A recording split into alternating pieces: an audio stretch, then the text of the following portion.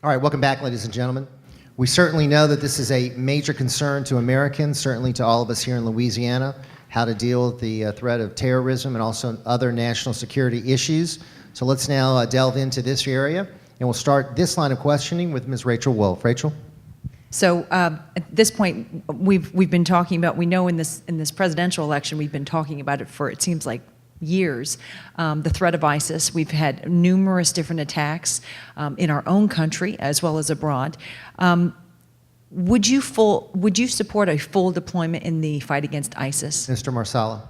Rachel, that's a very complicated question because ISIS is actually in 24 countries that I know of already.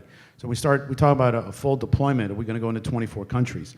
It's quite different than what we saw earlier. So I feel like first what we have to do is figure out how to immobilize them on their perimeter. Like in Africa, one of the things is they make their money off of elephant ivory and rhino horn. There's an opportunity there for us to defund them in different ways before we start going into this full-bore press on that. And in the end, I don't think the American people are going to digest that too easily because of what's happened. We spent $4 trillion recently, lost a lot of lives, but we may need to do something with that to establish a base, which is what John McCain had said years ago. We need to have a base and have it there like 50 years like we've done in Korea. And that's what we should have done to take care of ISIS. We also need to look at the border. We need that wall because it's going to be like Turkey and Syria here if we don't have our security going on on our own southern border. All right, thank you, Mr. Marsala. Mr. Billiot? You know, Ms. Rachel, as a Marine, I took an oath to defend our country against all enemies, foreign and domestic.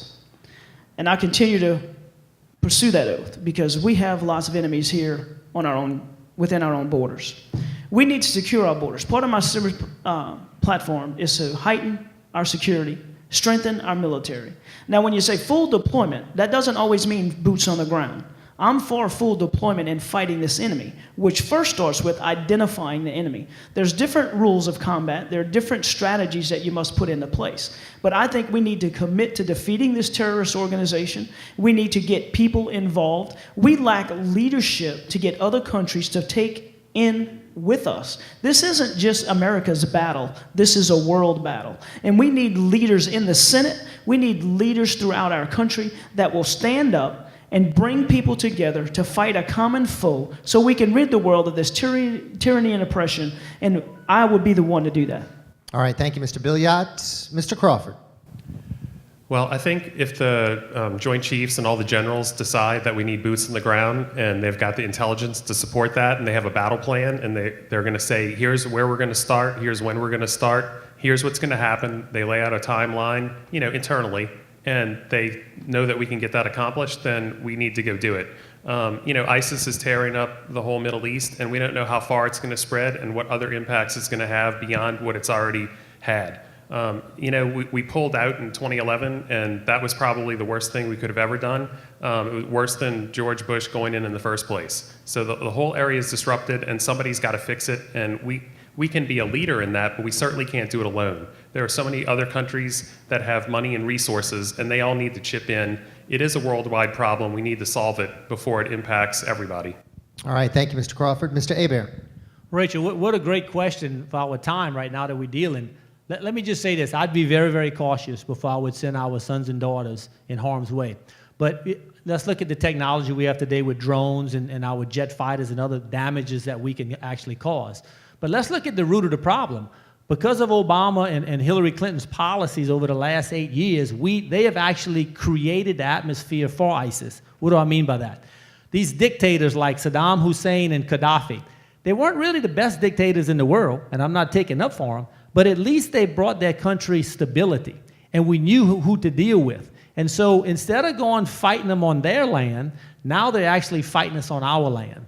And so I think their policies have now, by getting rid of these dictators, has caused this turmoil to where now ISIS is like this cancer that's spreading all over, and it's actually coming on our land. So I think the policy that we have to have is it can't just be that it's not a good dictator because it's not our dictator. We're going to now continue in this area, and the next question will come from Mr. Jimmy Delery. Mr. Jimmy Delery.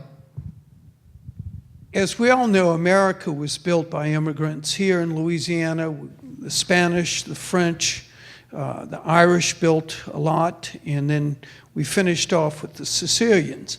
But we also know the Hispanics from Central America and Mexico rebuilt New Orleans after Katrina. So how do you propose dealing with America's need for workforce and the fact that we have a workforce that may or may not be paying taxes and we know are taking advantage of our prosperity, our healthcare system, and that? So what would be your proposal to make sure we have enough workforce, but that workforce is paying its fair share? All right. Thank you, Jimmy. We'll start the answers on this question with Mr. Billiot. Well, Jimmy, good question, but again, you took more than a minute to ask the question and expect me to answer it in a minute. But this is what we need to do. We need to approach this, again, I'm a systemic kind of guy. I want to make sure that everything works together for the greater good. What we need to do, we got people, we need a workforce, I understand, but we got people that are able to work that don't because the government's giving them free money. So we need to secure our borders. We have an immigration policy. We need to let those that want to come in legally come in, go through the process. These illegals, you know, they're here, they're doing a job, but it's illegal. We need to make sure that we keep it legal. We can do that. And we can put these people that are on government assistance, put them on the job. If you're not working, you don't get a check. We've got a workforce, we just refuse to use it. We need to approach this correctly, and we need to put the right people in place. But so, you know, look, there's an answer to this problem, and it's not allowing illegal immigrants in. We need to keep them out, and we can fix our own self. All right. Thank you, Mr. Billiot. Mr. Crawford. You know, 20, 30 years ago, there were a lot of skilled workers, skilled carpentry, tile layers, and from all areas of race and nationality that were here legally. U.S. citizens, African Americans, just a whole cadre of citizens doing work. But what happened is the home builders said, well, hey, look, if we can employ illegal aliens that we find at Home Depot or Lowe's, we can get our job done cheaper. We're not going to sell the house cheaper. We're just going to pocket the extra money, and the government's going to be left holding the bag because they're not getting any taxes. That just needs to stop. You know, a wall needs to get built. Why? Because it's an easy thing to do that's going to send a message. Hey, look, if you want to come here legally, go through the gate like everybody else and tell us who you are and why you're coming. So if we need extra labor for some reason in certain areas of the country and there's a genuine need for that, that's fine. Let's set up a program and make sure we know who's coming and for how long and for what reason. But just to let people traverse the border randomly, that absolutely has to stop immediately. All right. Thank you, Mr. Crawford. Mr. Hebert.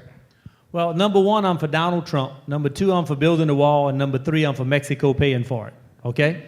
Now, having said that, as somebody in the construction industry, when's the last time you seen an American changing a roof? Unless it was their own. Okay? And so the problem is, without the Hispanics, we'd shut down our agriculture industry, we'd shut down our construction industry, we'd shut down our hospitality industry. And why? 2 words: lazy Americans. Americans don't want to work. Mr. Billiot pointed out the reason they don't want to work is because we pay them not to work. And when you do hire them to work and they pick up a 5-gallon bucket and they hurt their back, then they go to the lawyer on one of the billboards that you see down the road on every other sign. So, I mean, let's just face it, that's the reality we have, and think about how messed up that is. Because we have to get the things done that you mentioned, but we have to have a policy, as Mr. Crawford said, is let them come through the gate legally and not illegally. All right, Mr. Marsala. One of the ways to create that policy would actually create where you can come and go in a better visa program. We were dealing a lot with this for the 8 years I was on the city council in California about how to solve that, not only for workers that are doing labor work, but also for computer people. There's a big need for people to come over here and write code. Actually, we're looking at putting a ship off the coast of America so people could write code right on the ship and then send it across without coming into the international boundaries. So we need to look at it also not just from picking crops, but how do we do it for high-tech workers as well? And I believe that we would also create a plan where you don't have the sanctuary cities. You cut off the federal funds if a city's abusing that. You got to get firm on that end. There's no citizenship, but the idea of a roundup is not going to work. There's too many people. The amount of money they would take to round up everybody, I think, is a stretch.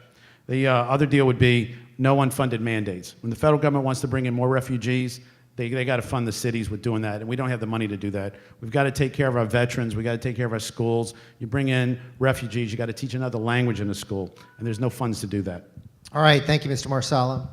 Okay, ladies and gentlemen, we're going to move to the final section of our debate, and this is sort of a catch-all category. It's government and domestic issues, covering a lot of different areas that the candidates can sort of delve into. And we'll start the line of questioning with Ms. Rachel Wulff. Rachel? As a television reporter, I've seen this country become a tinderbox when it comes to race relations. We've seen outbursts, violent outbursts, people being shot and killed in places like Baltimore and Ferguson. We've seen it happen in Minneapolis, and we saw it actually this summer in Baton Rouge. I don't think I've ever seen anything like that in this area in 7-8 years of covering this area. And of course, we saw a black man die at the hands of 2 white police officers. And then we saw a black man come into the area and shoot and kill several police officers and wound several others. What needs to be done, and what can you do as a U.S. Senator to improve race relations in not just this area, but in our country? All right, thank you, Rachel. And we'll start the answers to this question with Mr. Crawford. Well, I think we need to quit segregating ourselves internally within the country. We're all Americans, no matter where we came from, what our origin was, what our skin color is. But, you know, people like to label us. We have African Americans, European Americans, Latino Americans, just all, you know, put something in front of American. We're doing that to ourselves. You know, you see it in the news all the time. All these articles describe us as this part of America or that part of America. Hey, look, we're all here. We're in the boat together. We all should be rowing the boat together and getting along with each other, and quit trying to put, you know, artificial divisions on us and calling us different things. I think that's probably the first thing that needs to get done, is just for us to just, you know, stop for a minute and pause and just look at our neighbors or look at the coworkers or the people that work in the restaurant that we're sitting down to eat at. We're all Americans and we're here. Let's all work together and not be so divisive with all of that. All right, thank you, Mr. Crawford. Mr. Hebert. Well, first, let me be clear. Racism has no place in America, okay? And having said that, is I don't think we ought to look at things as black and white. We ought to look at them as right and wrong and good and bad.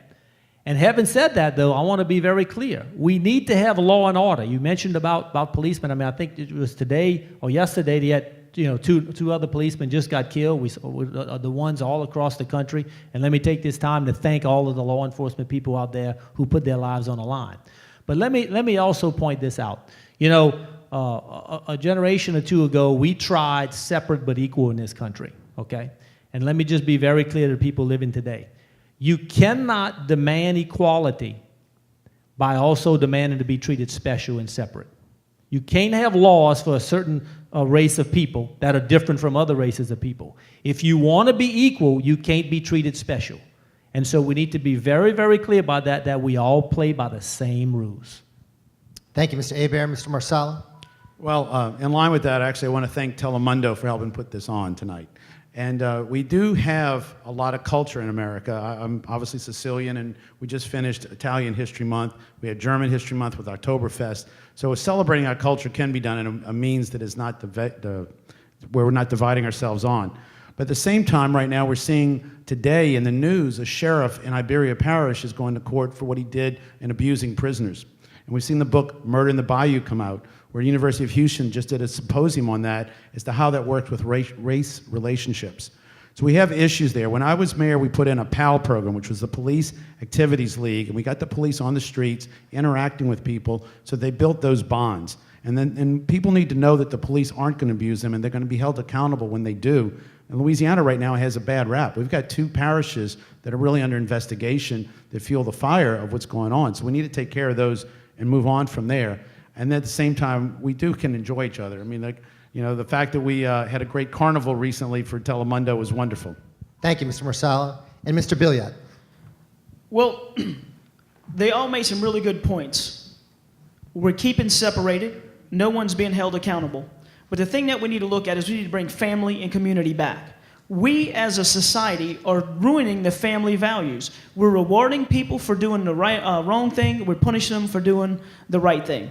You know, we need to bring family back. We need to make sure that we as a government foster an environment where family and community functions together.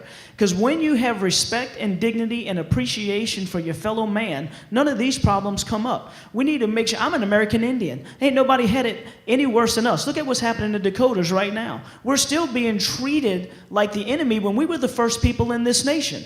So I don't want to hear that I'm being separated. I have an opportunity and a choice to make.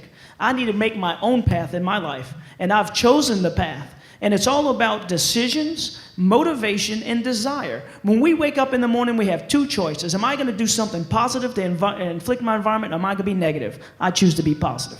All right, thank you, Mr. Billiot.